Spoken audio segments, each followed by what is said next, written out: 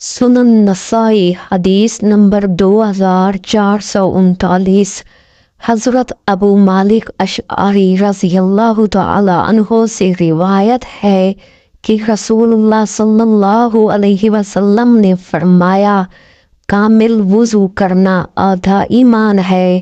الحمدللہ ترازو کو بھر دیتا ہے، اور سبحان اللہ اور اللہ اکبر آسمانوں اور زمین کو ثواب سے بھر دیتے ہیں، اور نماز نور ہے، اور زکوٰۃ دلیل ہے، اور صبر روشنی ہے، اور قرآن حجت دلیل ہے، تیرے حق میں بھی اور تیرے خلاف بھی۔